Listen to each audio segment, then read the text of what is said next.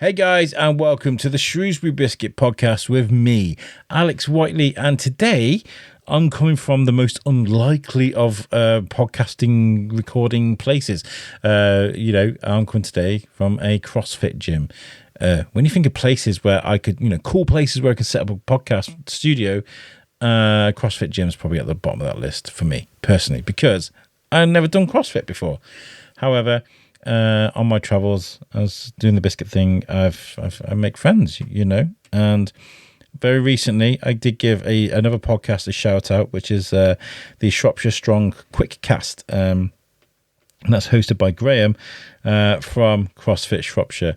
He sent me a link. I had a listen, give him some tips for the audio. He's very grateful, and that started a back into conversation that I could do with a few people that I meet along the way, and this happened within an hour, this episode. Graham was like, hey, I've had a cancellation. You fancy coming to the gym to do a podcast? And I was like, yeah, I'll be there in an hour. And that was it. I was there. And I'm now speaking to Graham, Chris, and Kate, who you're going to hear on this podcast. It's cool. We set up, I've forgotten the name of them, but the boxes that they jump on, to test your height and stuff, explosiveness, whatever. We set up the mixer of microphones on that, pictures of that on Instagram, if you want to look at. And we sat and we talked about CrossFit and the benefits of it for both old people and young people. I say old people, I mean people that aren't children. You know what I'm saying, right? But anyway, before we get into the episode, I just want to give a quick shout out, and we'll try and keep it as quick as possible, about Biscuit Behind the Boom. It's the sister podcast of this one, and I'll put a lot of work into that, and it's going so well. People are loving what we're doing over there. This is a podcast that focuses on the inner workings of movies, TV, and theatre. We've had some amazing guests right now, guests that I don't even think I'd ever be able to get on a podcast, so I'm very happy. I just interviewed Mr. Bloom from CBBS. I mean, that's pretty cool. So please, if you're not giving it a listen yet, you can find it on Apple Podcasts. You can find it on Spotify. Just give it a Google, Biscuit Behind the Boom. Give it a listen, give it a follow, give it a review, share it with your mates, whatever you do, all that sort of stuff, because it really helps. Anyway, guys, CrossFit, we're going to do this. We're going to get into it. We're going to have a good time. Sit down, listen, and enjoy. This is CrossFit Shropshire. Enjoy this one, and I'll catch you at the end. Right then, this podcast was planned about 45 minutes ago. I love spontaneous stuff like this at the Shrewsbury Biscuit. But also, this has been something that's been sort of happening in the background because my guest has been starting his own podcast, and he sent me the link for it and gave him a few tips on his audio. But he's also doing a great thing with Shropshire CrossFit. That's where we are today, in Cross Houses. Do you want to introduce yourselves, team? Over here, we'll start over at the boss over here. Hey, is that me? I don't know. Who's the boss? Allegedly. Loosely, I like to be... call myself the boss, yeah. The boss. So, the boss man. Yes, I'm Graham. I'm from CrossFit Shropshire. Yeah, I started the podcast, the Shropshire Strong Quickcast, beginning of the year, really. And the whole plan really was to do short, sharp, quite useful bits of fitness tips for the local people of Shropshire in kind of 10 minutes maximum, so people can listen to it and take action and help to improve their life mentally and physically. Nice. I love that you're using the ability to help people motivate with their fitness and the medium of podcasting. You can do a podcast for everything. I'm pretty sure you can. Do you want to introduce your team to me? Yes, today? Please. So we got Kate. Kate, I normally say, is the teacher. Don't I, Kate? You do, yeah. So I run the alternative provision that we do here in the daytime. So at CrossFit Shropshire, we have secondary school students that come to us. They are struggling in mainstream school in some way, and they come to us for a blend of wellbeing activities. So we do CrossFit with them in the gym, and we help improve their mental health through emotional intelligence education and all sorts of other activities that's just really good for your well-being. So yes, I am the teacher side on the team. I feel like the term teacher gets thrown around as like it's such a broad umbrella, because when you talk about how you're not only motivating people in like the day-to-day thing, but like kids that are from backgrounds where they struggle to pay attention or struggle with to motivate themselves, or maybe riddled with trauma. It's not an easy job, is it? No. So I was a primary teacher, and then went into the world of mental health. I'd like to say that I do CrossFit as a CrossFit member, but I don't. I learn with the kids, which actually works really well because I get to play that role of, I don't know what I'm doing, you can coach me, and then we have proper CrossFit coaches here too. That's what the Shrewsbury Biscuit started. I was like, I know nothing about Shrewsbury, so let's go, let's learn as we do it. That's great. I think that what that does makes people more receptive to what you're doing. Yeah. And then who's this strapping young man here? Hi, my name's Chris, and I am an emotional change coach who just luckily happened to join this CrossFit gym. I've been doing CrossFit for 15 years plus, and it seemed to be that the skills that I have align so well with what these guys were doing, and it just kind of all fell together. So I work here at the AP with Kate, and although everyone seems to think that I'm here for the physical side of it, I'm actually for the mental health and well-being of the kids. Nice. That come here on a regular basis. Mm-hmm. So you get people that might not even want to step through the door, might look at it and feel a bit scared, enclosed space, lots of equipment, a lot of people sweating maybe, I don't know, and they've got this daunting task inside their head that they're going to be doing.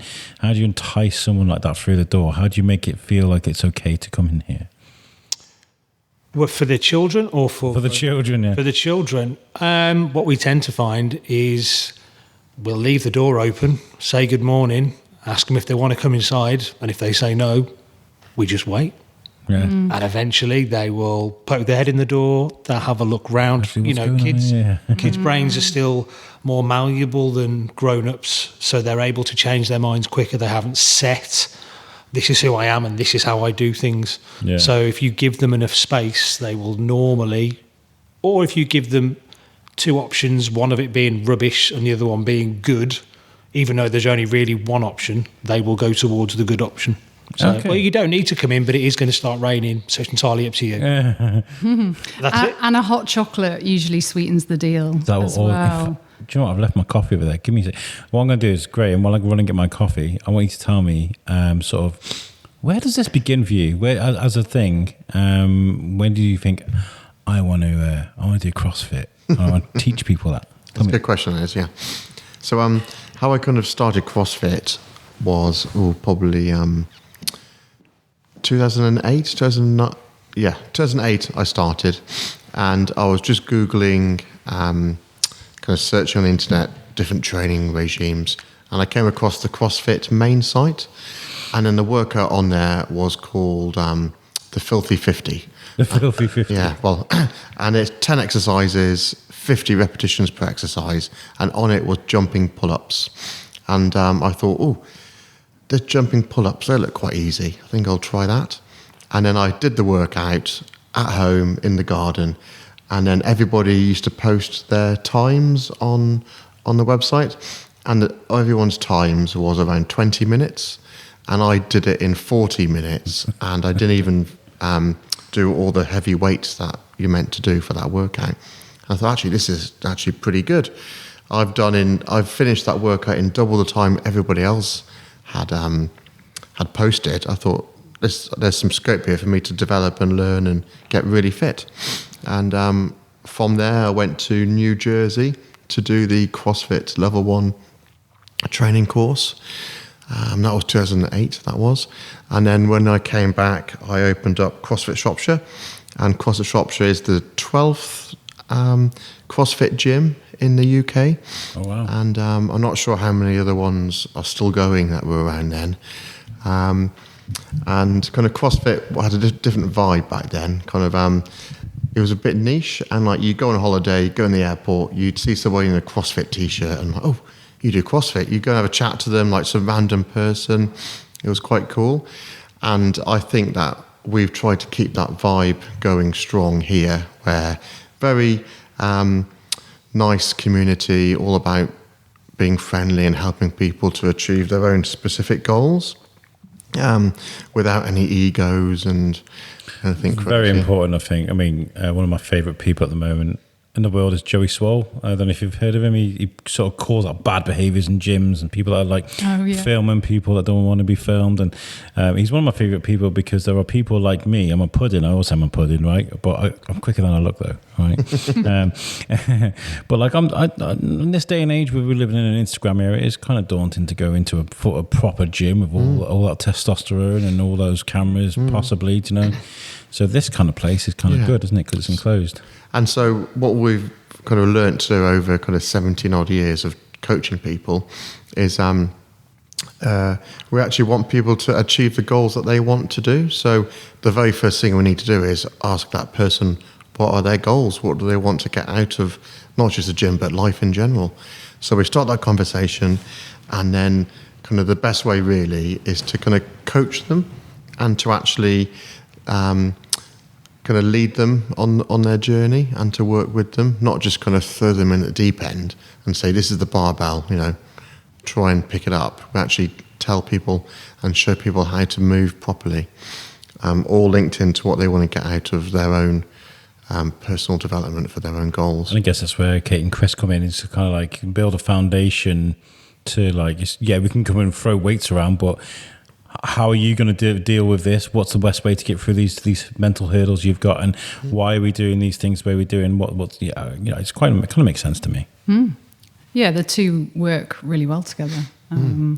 There's often people in the gym here at 6 a.m. and they're smashing out their workouts, and then we quickly change the gym into a place where young people can feel safe, and they're with us and they'll work out. We've got some great teenagers that. Oh, that's the Hoover in the background. We've got some teenagers that really have progressed in their gym work as well as their own personal development as well. And then we finish alternative provision, and it goes back to the gym community, and they overlap, and it's a great place to be.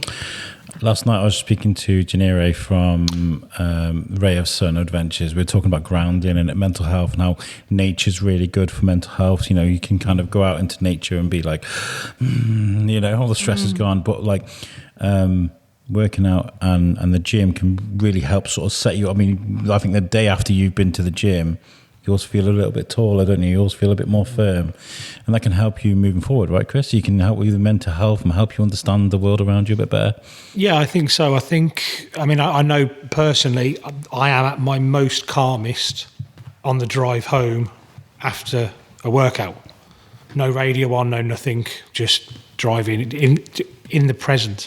Unfortunately, with the kids that we work with now, they are so engrossed in screens that we have to try and get them away from that, because one of the things we teach them is about fake dopamine and how they get these fake good feelings from scrolling and playing video games. And actually what we want them to do is, when they're here, stop doing all of that. We're going to try and get things, all those good feels flowing around their body. We could go into things like endorphins and all of that, but some of them it doesn't stick. Whereas if we say, do you feel better after you've done this, and they say yes, that sticks. Yeah. So we do wellness walks, we go out and we do litter picks and things for the local community, but we circle the whole thing in how can you be the best the best version of yourself. And how does that affect other people around you? So for some of the kids, we find that having to put the onus on them, do you understand that the thing that you did had an effect that did such and such to another person? Now that's been explained, how does that original thing make you feel? Because we're able to have that conversation, because we are not teachers, so we are able to have a straight conversation, we'll get more out of that, and so will the kid, than a teacher saying you're suspended because you called somebody a horrible name. Yeah. So that's kind of...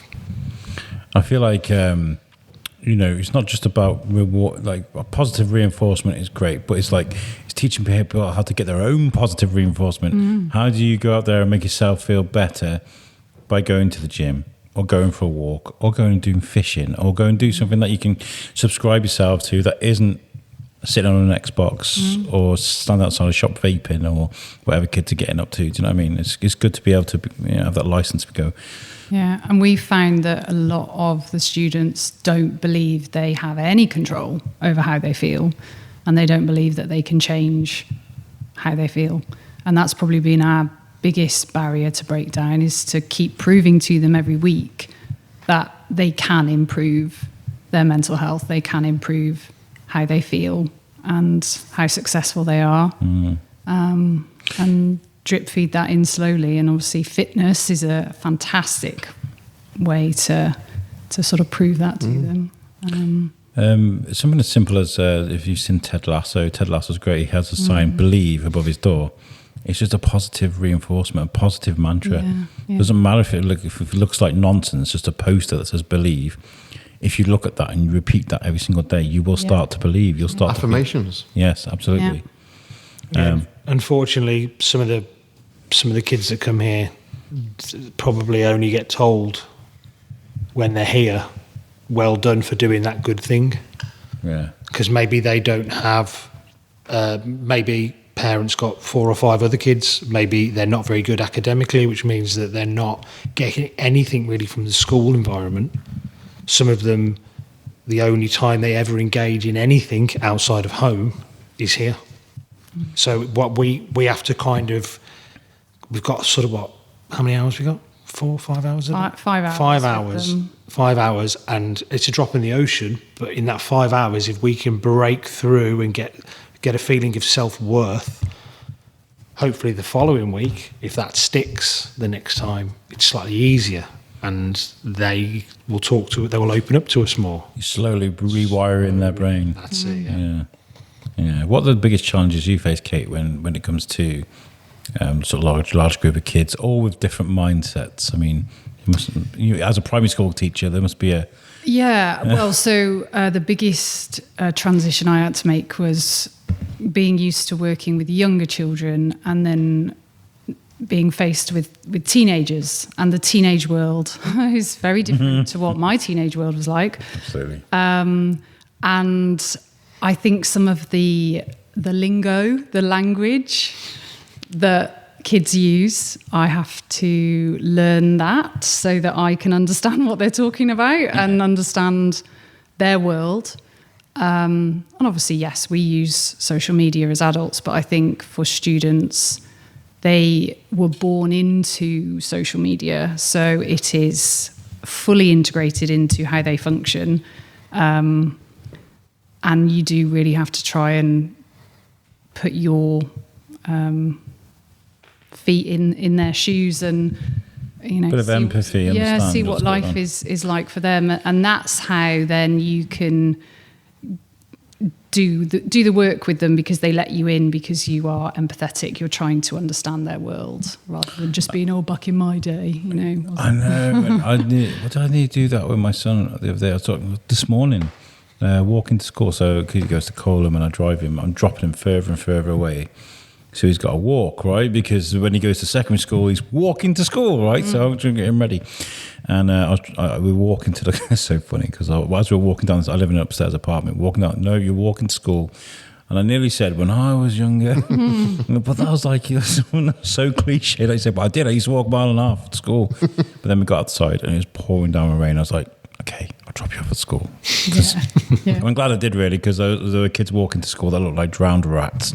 So I'm glad. But we got to get into their shoes. And I feel like when you're typing on Facebook, when you scrolling through TikTok, or you're typing on WhatsApp, it kills your confidence. There's kids that will not speak to someone on the phone or just go into a shop and pay for something at a counter because they're so used to looking at a screen and doing it anonymously at times via text.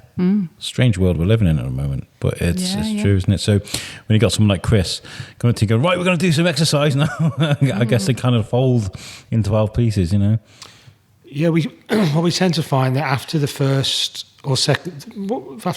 time of coming here, the kids will be, normally they'll come in and they'll have the thing that they want to do. And most of the time, boys will come in and they're going to want to bench press or deadlift, because they're the two things that they've seen on the internet. Or bicep curls as well. Say again? Bicep curls. Bicep curls, yeah, curls for the girls. Right, so they do all that sort of stuff. And then what we have to do is go, okay, that's fine, let's start doing that. And then when they're doing it, do you know what is better than this exercise that you could probably do? And actually, you don't need to have an Olympic lifting bar to do it. And then they kind of go, And then the next time they'll come in, I've been doing that at home. Or, my mum said we can go and get some of those things, or things like that, But it's just, again, it's all slow. You can buy medicine balls from bloody B&M and stuff now, can't you? And kettlebells. Yeah, so it's like you can literally set homework for these kids if you wanted to. Do you know what I mean? It's, why don't you try this at home, and then when you come back, you'll be even stronger. Yeah, you got to be careful, because some of the things that they do learn here, if we're not on top of them, watching them while they're doing it, they could pull they'll something. get injured. Yeah. So if you sent them home, if you sent them away and said, "Oh, by the way, you can do deadlifts if you can go get this from B," the next thing would have Kids why have all these kids got bad backs? So what percentage of like what you guys do here, Graham, is the young people and like I say the normal people, the adults kind of want to come in and better themselves? What kind of ratio is that? So kind of time-wise, it's kind of, I suppose, almost 50-50 maybe time-wise, where like the gym's busy from 6 o'clock in the morning until kind of 9:15 with the adults. Either that's one-to-one training or small group classes. And then that's when Kate starts at half 9 with the children and the schools. And then Kate kind of finishes at 2:30, and then a bit of a tidy up, and we get our first clients in about 2:45 or 3. And then we're busy with one-to-one coaching then, or small group classes if it's Pilates, CrossFit, yoga, or functional patterns as well as CrossFit. From kind of 2:45 up until 7 or 9 o'clock at night quite often. And what's the sort of age range do you get? And sort of, is it men and women? What's the kind of... So really, most of our clients at the gym are busy mums. It's mostly mums and ladies who come here. And we've been helping busy mums for about 10 years now. And that's been our most successful wins, really. That's good, because it's nice to know that somewhere comfortable for, women. Always... There's a large portion, say, of women that probably feel a bit, uncomfortable running down the road or going into the gym for whatever reason. So it's nice that you can offer. And it's all kind of with kind of hormones and things. The ladies have it quite difficult through the whole the whole of the life, and so we're kind of mindful of that. And as things change throughout life, we help them along the journey. And in fact, our oldest client is a guy called Eric, and he's 85 years of age.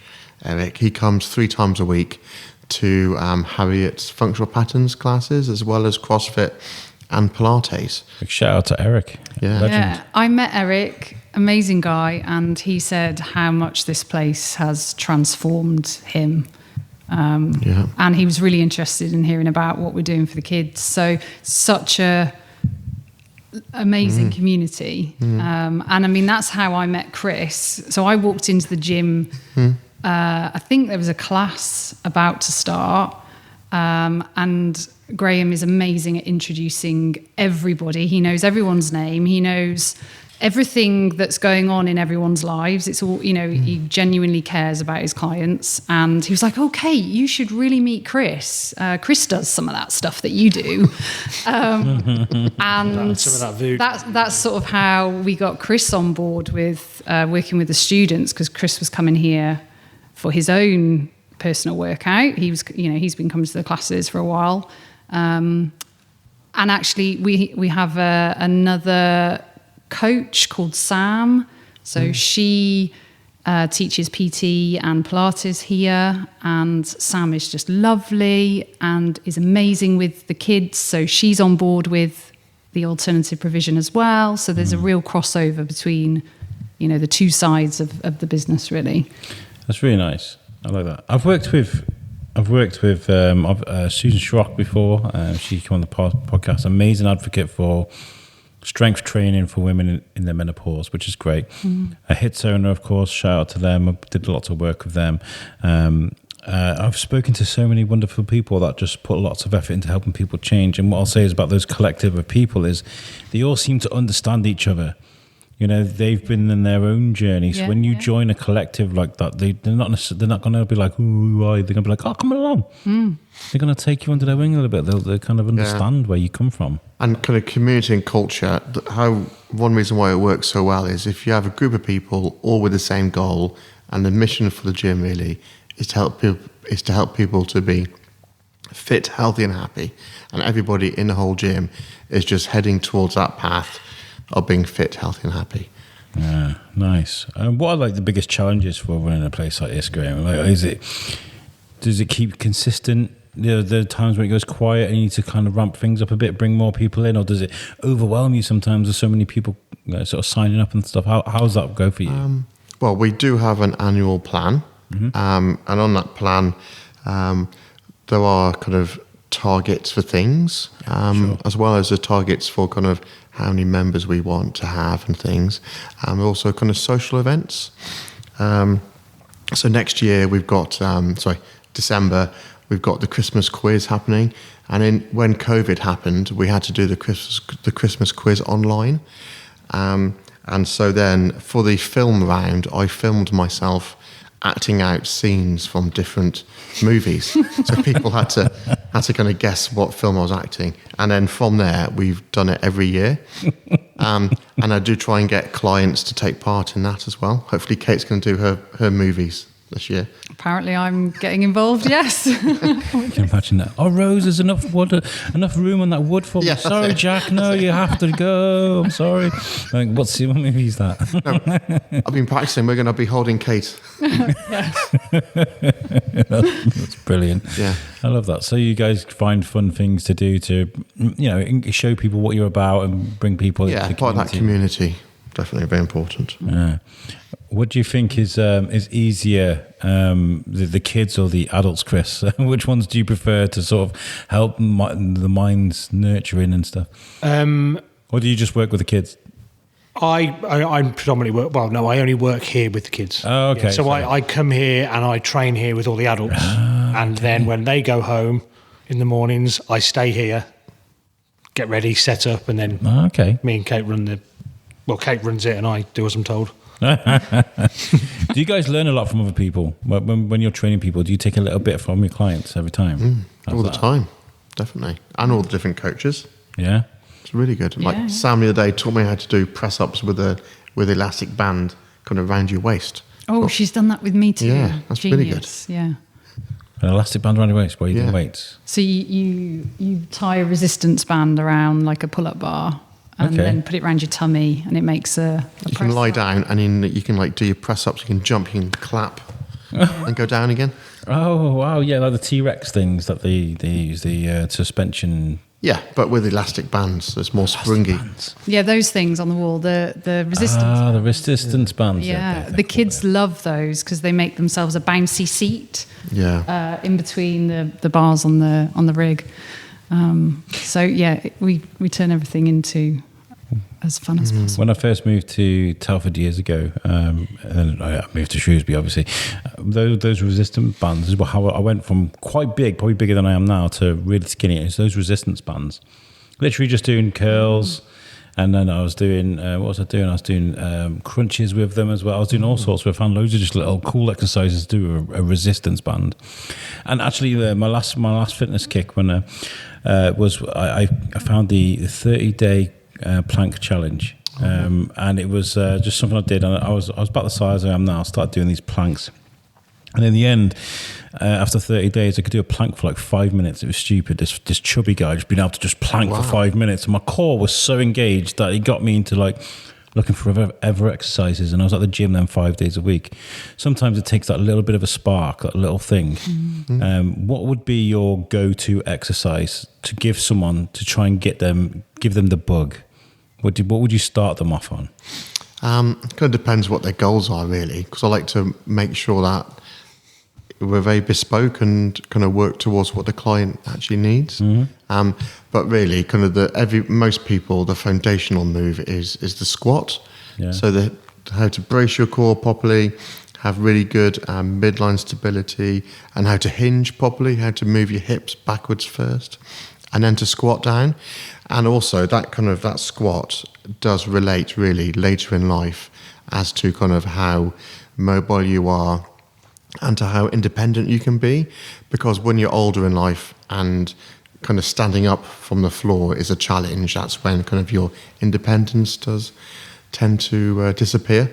So we need to squat properly for as long as we can in our life. There's too many times where I'll drop a pen or something on the floor, trying to get it off the floor, The old man noise. We're too young for that. Getting off the sofa sometimes. Okay. I think my son's got this thing now. He sits on he's got a little table. He eats his breakfast and he'll watch a bit of YouTube before he goes to school. But he'll leave the remote on the floor.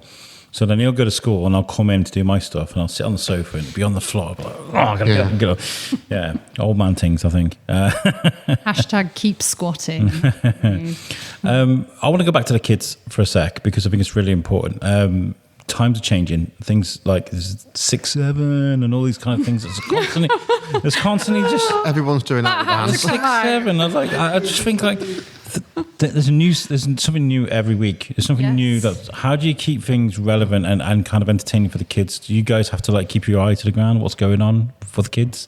Keep it hip, as they say. Yeah, I mean, so sometimes I feel I live in my own bubble and I really don't know what's going on in the world outside of like my family and work.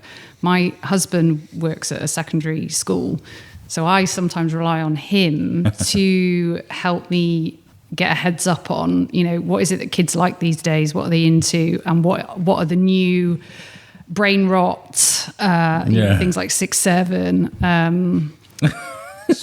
Stupid. It's so stupid. Yeah. There are kids waiting in McDonald's for Order 67 to come out and they're all going nuts when it comes out. It's like, wow. Yeah. I mean, and just like 5 minutes ago, it was throwing popcorn at a chicken jockey thing on Minecraft. It's like, wow. I think actually, though, what we see here is that we can do some really simple activities. We do a bit of creative stuff with them.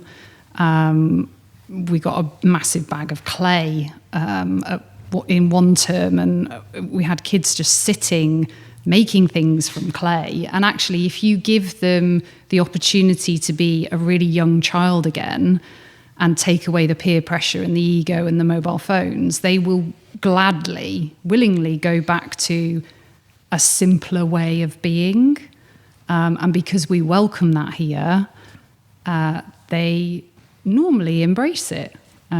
So, even back, like when I think to last winter, we started getting a stash of wellies for the kids to wear, and we would go stomping through the field, and we had, teenage lads finally putting wellies on, saying, I haven't worn wellies since I was 6 or whatever, and stomping through the field and sloshing in the mud and just being completely in the moment and being free and young and not another care in the world sort of thing. So, I don't find that we have to keep too with the times, because our job is to bring them back to a simpler time, I think. I don't know if it's changed from when we were kids, but there was always a bit of a pressure for young girls to grow up too quickly and young lads to be this kind of alpha male, I can do it. Yeah. There seems to be a lot of pressure at the moment to not have that license to play and be young. And I don't know what I'm doing, if I'm doing something wrong. I kind of worry about it all the time with my kid. Like, I'm kind of like, I encourage that play. Like, I listen to him like playing on his Xbox and he's having a whale of a time. He's being silly with his friends. They're on the Xbox, they're like playing Roblox, but they're playing silly game. He was playing Sharp the other day and he's 10. And I think, is he too young to be doing that? But I'm thinking, no, I want him to carry on being that young for as long as he possibly can, because what happens when you become a teenager? Stress and trouble and, are you seeing a lot of that? Is it quite alarming what you're seeing with young people at the moment, behaviours, or is it kind of normal for you? No, it's still alarming, really. I mean, you do get desensitized to hearing about what these kids might be going through. Sure. But it's still not something we're happy to just allow it to be that way. Yeah. And yeah, like I said, giving them the opportunity to go back to being able to just play and create and have that freedom. I mean, we've got some kids who love nothing more than building a den with the what are these called? Boxes. They've got a technical name, haven't they, Gray? Plyo boxes. Yeah. So the boxes that we jump on and do squats with, they will build a den for hours if we'd let them. And just sit in it. Yeah. In fact, the planning stage of building a den it's something else. And they'll get the whiteboard out. There'll be drawings. There'll be conversations had. They'll be working out who's doing what. So we're just watching them and making sure they're being safe, because actually they're working together. The communications are coming along. They're not arguing. And if they do, we'll just say, right, guys, you need to work out what it is you're going to do. Then they'll have a conversation. And these are all transferable skills. Absolutely. And it all comes from allowing them to do something that they've been doing since they were 5. And play releases stress. So we do see a lot of stress in these kids. And they need an outlet, and actually a lot of these kids do not know how to express themselves and let their emotions out in a healthy way. So obviously we teach them that as well, but we're providing a safe space where they can, do a round of boxing and find ways to release it. Are these primarily with schools that you work with, or do you have like youth classes that you can bring in as well?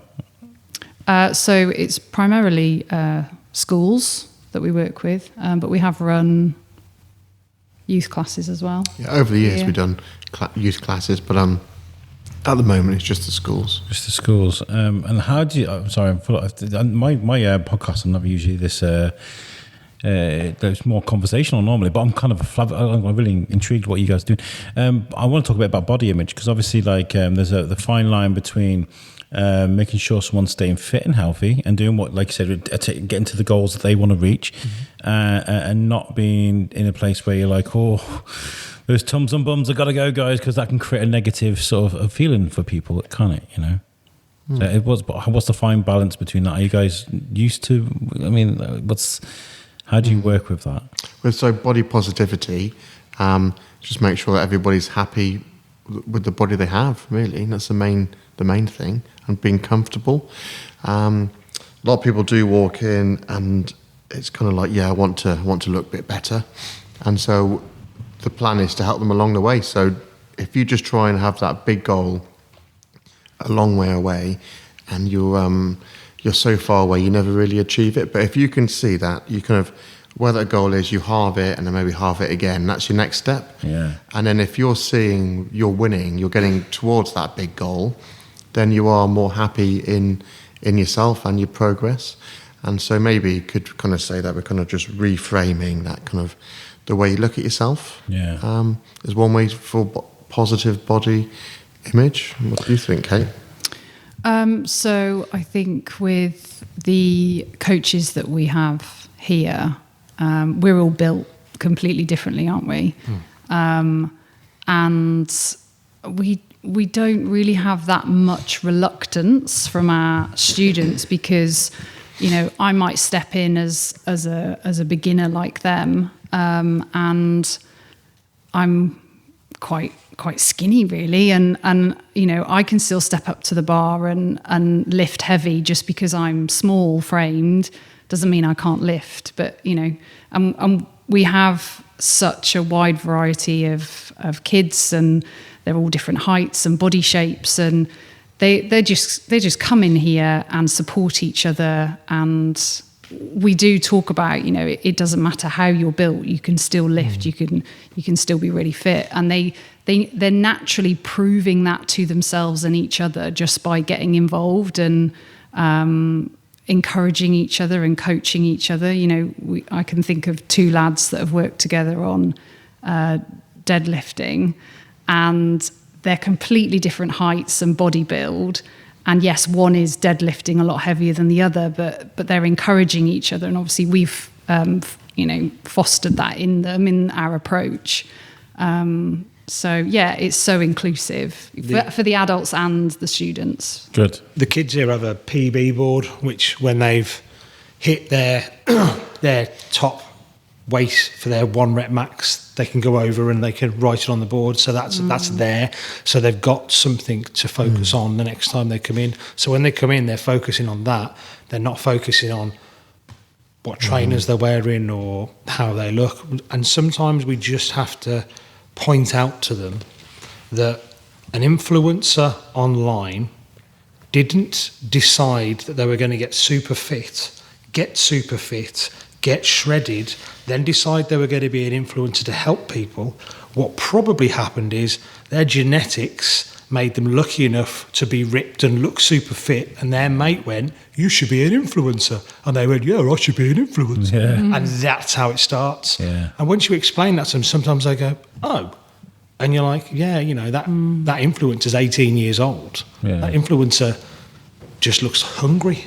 Yeah. Do you know what I mean? You say, well, so would you rather be happy and the way you are, or unhappy and chasing something that somebody else just got the look of the draw with?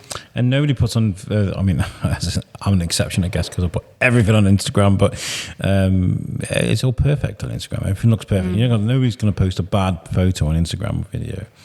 Unless your name's Alex Whiteley, because I forgot if it all goes on. But yeah, I think it's what you're saying, Chris, is that we're living in that Instagram world, and most of all that TikTok world. A lot of it is fake. It's not real. It's like it's a reality that we can't always attain. So it's important that we're working on that, because it's a hard world to live in when you're trying to chase those goals. Like you said, that can't be got. I'm really glad that it's kind of a weird segue, but it kind of makes sense. Gladiators is back on TV, right? Yeah. We are obsessed with Gladiators in our house. We went to the filming in Sheffield. We just been to the live tour. We watched it every Saturday, gathered around on the sofa as a family. That was like the Saturday night for me as a kid. But in that group of gladiators, there are people of all different sizes. Talk about small framed bodybuilders. Dynamite is like, she's tiny, she's absolutely tiny, but she could probably lift me over her head. And I feel like that's really important to have those role models for young girls, especially. I mean, guys can look up to anybody, can't they? But girls, I feel like it's harder. I'm guessing it's harder for them. Yeah, but you see those role models, and they can run for it, can't they?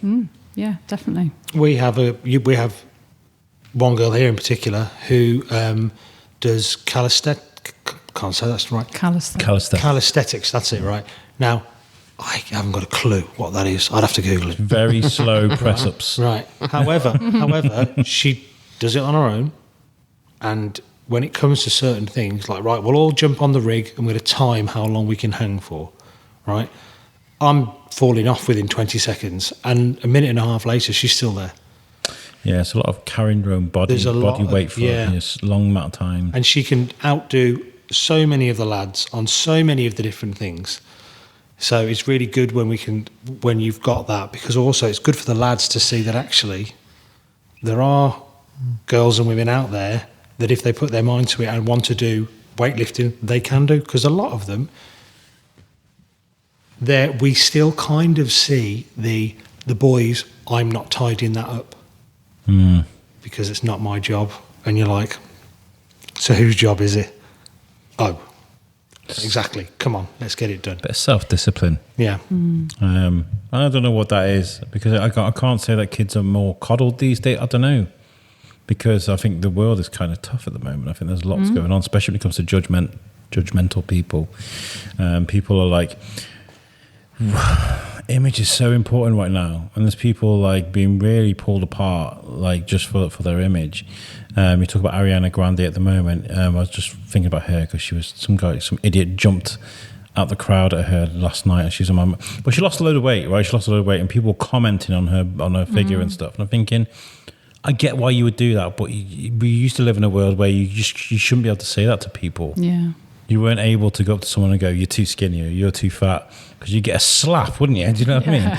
But there seems to be a lot of that happening on social media. It really is, difficult. Right, I wanted to ask about CrossFit being like, it's not an elitist sport or an elitist thing, but it's like, it's one of those things people talk about. It's CrossFit. If you're like, you're nodding. I see you. I see what you think. If I was to turn up to CrossFit, being the pudding I am, could I just join in, or would I have to just like run at the back of the queue and be like, wait for me? How would it go for me? That's funny. Well, if we're on a podcast, might also do the official kind of terminology of what CrossFit actually is. Yeah, what is CrossFit? So we use this as a soundbite. What is CrossFit? The official description is constantly varied functional movements at high intensity. What that really means, I like to say, is it kind of, if it works, you do it. If it doesn't work, then you don't do it, ultimately. And it's all relative to the individual. An 18-year-old man would have a completely different need and stimulus to a one workout to, Eric, who's 85. So Eric can still do CrossFit, just make it a little bit different, make it doable for the individual. And so when you come here, we just do small groups of one-to-one training. And in that small group setting, you're still coached. And the big thing with CrossFit is most CrossFit gyms, you're actually coached.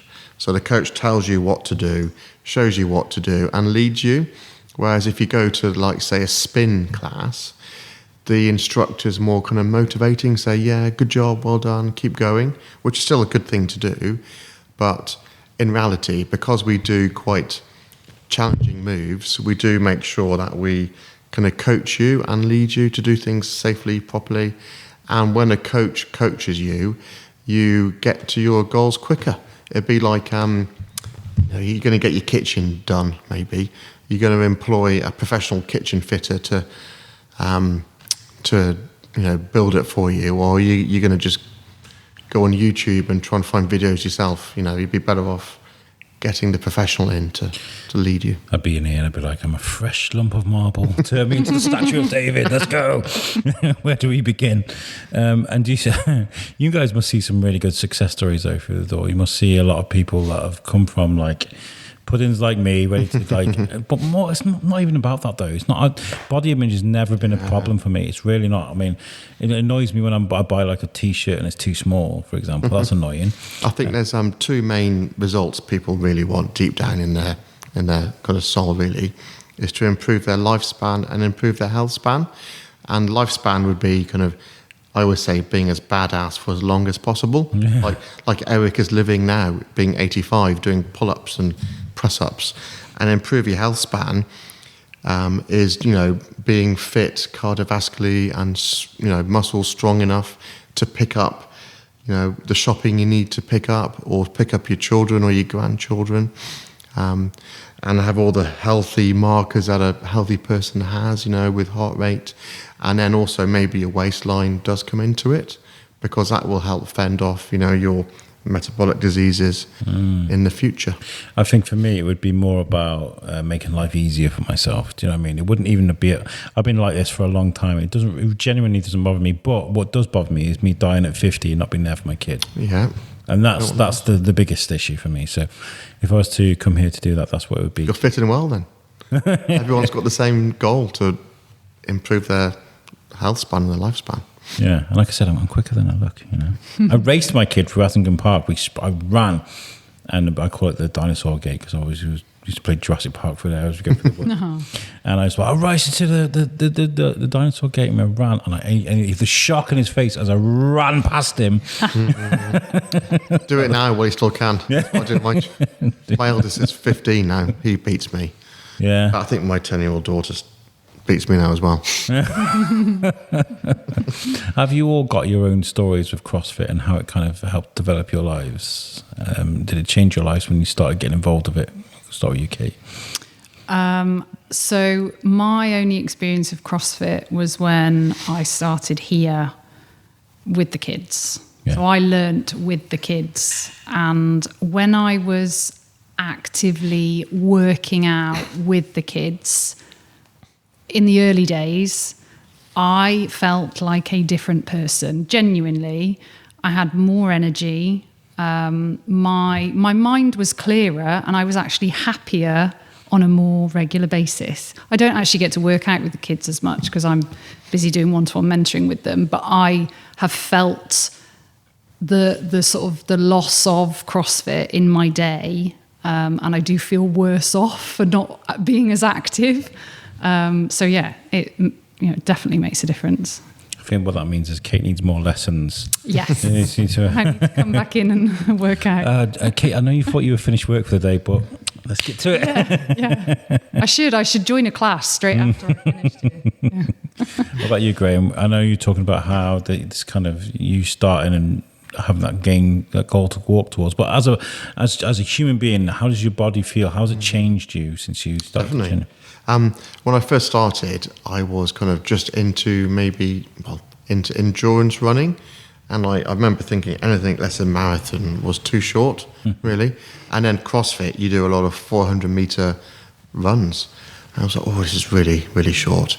And then what happened was, by doing CrossFit, I actually got better at my endurance training. And then I actually got better at, other strength and bits and bobs as well. So I actually did really increase my quality of life. Not just kind of when I did my long runs, but also day to day as well. Brilliant. And Chris, yourself? So I'm ex-military, and after leaving the army, I couldn't really get on with any kind of gym work because, I don't know, it was almost like, we've all done it. We've all gone to the leisure centre and walked around and kind of touched the equipment because we don't really know what we're doing with it. And then kind of look around and no one's noticed I've come in, so I'll just leave. And so when I started CrossFit, 15 years ago now, probably more than that, I started in a small gym like this, and I suddenly found somewhere that I fit in because everyone's going in to try their hardest. You're all doing the same workouts at your level, which you will some weeks progress at, some weeks you won't do so well at.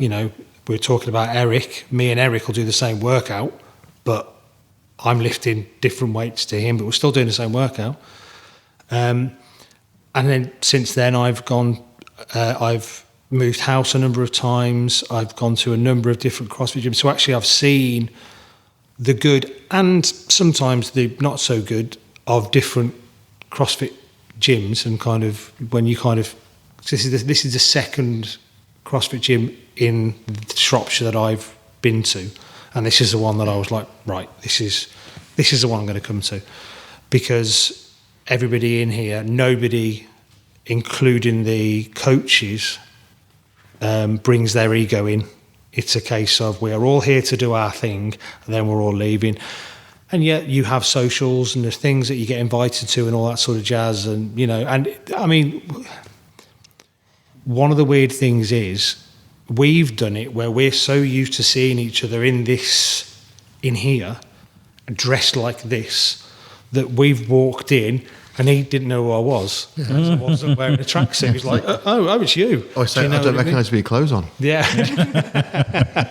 So it brought the stability that I needed for fitness to carry on being as physically fit as I can. It also brought with it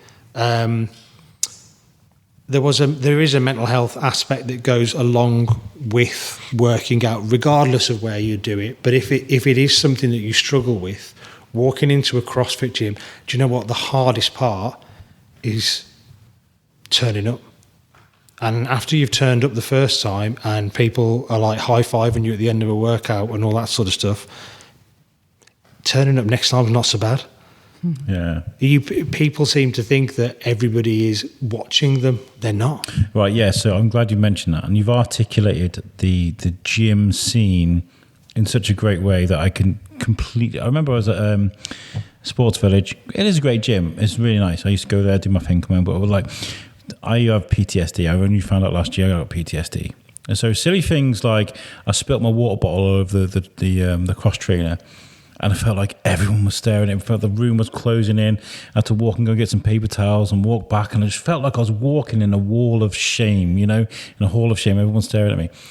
No one was looking at me. Not one person. Nobody cared. So when you sort of talk about, so you walk around the gym, sort of like not knowing what to do and feeling a bit embarrassed and stuff, I feel like that can affect your workout as well. You know, you are conscious about what you're doing constantly. So if you're around, like you said, this community, this collective of people that will help you out and high five you at the end, give you a pat on the back. If you walk into a CrossFit gym and at the end of the workout you're not lay on the floor in a sweaty mess, you didn't do the workout right. Yeah. Everyone is in the same boat. Nobody walks out of here going like, oh, that was easy. Because actually you weren't trying hard enough. Yeah, I like it. I think it sounds really good. I used to set up circuits at the gym. I never used to work out on one thing. I'd have like a kettlebell here, and then I'd have the corner unit here, and then I'd have like a box over here where I'd do some. I'd just do these circuits round and round and round. That's how I lost loads. I'll show you some pictures in a bit. You'll be like, that's not the same guy, man. I'm never going to get back to that, I don't think, because I was a skinny guy where I was working out every single day. But like I said, I don't care about image. I'm sure there's lots of listeners listening to this now that are thinking, I feel the same, Alex. You know, so join CrossFit class, I guess. Absolutely. What would they expect from their first time here? So somebody walks through the door. Pain. Well, the very first thing we need to do is have that conversation to see what their goals are, what they want to get out of the gym, to make sure that we're the right fit for them. And then from there, it's just to make sure we can coach them to get them where they want to get to. Okay. It's one-to-one, small groups. It just do the best thing for that person. Yeah, so would you be is just one-to-one, or is there group classes that people can join as well? Yep. And yes, we do group classes. We do CrossFit, where we do all the exercises, and there's no machines, because if you use a machine, then your body kind of gets good at that machine. Whereas if you just learn how to move a barbell correctly, then all the little muscles that should be kind of making sure that the joints are in the right position are actually trained. So that's going to be better for improving your lifespan, because you're moving correctly how the body's meant to move. And then the fun thing with the group class is you actually kind of the camaraderie of everybody kind of going through the same slight discomfort. I won't call it pain. The same slight discomfort. You just put yourself through pain, Chris. Yeah, that's it. You guys call it what you want. Yeah. I think another thing that I see from sort of a bit of an outsider, you know, looking in on what Graham's approach is with clients, is that he will prepare them for joining the group class. So you don't just get chucked into a group class and you don't even know what the equipment's called. You are fully prepared and walked through, and I think you teach your clients, don't you, how to do everything before they then join that CrossFit class, which for me, you know, if I was thrown into a class, having never touched any of this equipment before in the gym, I would find it very daunting, whereas that's not the case here at all. I think you call it onboarding here, don't you? We have a whole kind of program set up. So a new person who hasn't really got any fitness background or any knowledge on what to do can get started and actually make sure that they're winning along the way. Because if you get thrown at the deep end and hope you swim, you're not going to have a good experience, you're not going to stay. And the whole point is that people come and stay and achieve their goals. Yeah. And like fitness is one thing, but diet and outside world is another thing. Do you do any sort of like any work on that? Because you can do a workout here and go and grab a kebab and 4-pack of beer, couldn't you, afterwards? Definitely. I mean, that's called post-workout nutrition, Alex. A kebab and a 4-pack. Yeah, that lunch. Sorry, that is. So we do nutrition services, kind of all different levels, from kind of us working with the person, kind of low key, kind of offering tips, and then kind of looking at their nutrition kind of logs that they filled, all the way through to a full service where we get Sam in with her very posh set of scales to kind of measure the exact amount of kind of body composition that your body has, and then kind of working with a lady who has a master's degree in nutrition, kind of doing a proper service where they kind of make the meal plans with you. Oh, nice. I often hear Sam shouting, eat protein, as she's saying goodbye to someone who she's worked with, or even the kids. kids, yeah. Actually, we encourage, a focus on nutrition with the kids as well. I think here you could, and this might be the same at other boxes across the UK, I don't know, across the world, but this one in particular, if you walked in here and had any kind of gripe about, oh, my shoulder's hurting, or I'm not feeling well, am I eating correctly, I'm not fit enough, my mental health's bad, anything like that, so a full holistic sort of thing, there would be somebody that either trains here or works here that would be able to say, I can help you with that. Yeah, Definitely. Because we've got people from, all Alex, different. talk about what Alex does here. That's a complete extra element to what's on offer. Yeah. Or the sports massage. Yeah. Yep. We have people kind of regularly book in for their sports massage, because recovery really is the true measure of fitness. How quickly you can recover from your training sessions. And, the body does get broken down the more active you are. So you need to find restorative ways to build yourself back up again. And the sports massage is a very good way, with a proper qualified sports masseuse to kind of physically work on those tight areas. We're looking at this more and more, aren't we? Lots of people are having the cold dunk pools now in their gardens. No, we had we had a chest freezer I bought off eBay, and that was in the corner for years. That was, and we kind of half filled it with water, and you turn it on, and then after a couple of hours it was cold, and then turn it off before you got in. But one guy used to go for a run and jump in, and the water got a bit manky. So we do not have a freezer in the corner of the gym now. That was like 10 years ago. That was a bit different then. Health and safety be going on. So I'm glad that's gone now. But there's also cryozone as well. Is it cryozone? Where's it in Shrewsbury, where they cryogenically freeze your legs and stuff to help you through? I mean, I want to start looking at it. But people are looking more and more at the body now, and ways that they can sort of help with their ailments and fitness. It's really important to keep on top of it, and I'm obviously not. So I'm going to start my own journey. But this is really good. I feel like we've covered a lot of ground today. We've talked about so much. Is there anything that you haven't had a chance to speak to that you want to throw out there? Good question. If if there's something, a message you want to send out to people, if there's something that you really think is important that we cover in this podcast. What do you think, Kate? Just about how amazing the Shrewsbury Biscuit podcast is, and the host is great as well. Yeah, you are fab. I think my message would be that you do have the power to change how you feel, and it doesn't need to be scary. And especially coming here, everyone is just genuinely so lovely. From the minute you meet Graham to everyone else that comes here, it's like a family, really. So yeah, come and check us out. I hate taking selfies while I'm doing a podcast. It looks so vain, but it's for social media marketing. Got the arm in. Yeah, I got these. In fact, that selfie looks so, because I was listening to what you were saying as well whilst taking the selfie. So I was like, that's so miserable. You guys have been great. Just for context, guys, we are like literally sat in the middle of the gym on what box is this called again? Supply metric box. Supply metric box is sat. The mixers on there. We've got the microphones on here. And it's been quite a nice little studio space, actually. I've kind of enjoyed it. Sometimes a little bit of echo helps. It kind of helps the microphone open up a bit. So it's been all right. I've enjoyed it. Where can people find you to sign up, learn information about you guys? Brilliant. So we're on Facebook, Instagram, on the website. I can share the links with you, please, Alex, to share. And the first thing, really, I think for all listeners, we could do a free consultation with anybody who's listening. So you can come in, have a chat to me or one of the other coaches and talk about your goals and see if we can make a plan to help you to get to where you want to be.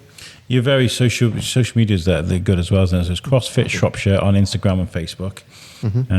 So make sure you guys give them a follow. But yes, like you said, I'll put a link at the bottom of the readout. Thanks. Brilliant. Thank you, guys. This has been great. Thank you. Cheers. Thank Thanks you so much. Well, there you go. I'm out of breath just thinking about that episode. What a good one that was. That was really like quickly organized. I think I threw out something on Facebook and I was like, I got space if anybody's free. And Graham was like, I can do it. So I was like, okay. So I got the microphones and alas, this episode exists. Yeah, a really good one. I really enjoyed that one because we talked a lot about a lot of insecurities that not just adults but children face when it comes to the gym and real life situations. So it's good that there are people out there helping. And if you are interested in CrossFit and want to do that, please go check out them out. I'll leave the link in the readout, like I mentioned. And if you've gone on the power of this episode, then let Graham know, because then you might be able to buy me a coffee afterwards and say, thank you, Alex. I really appreciate that.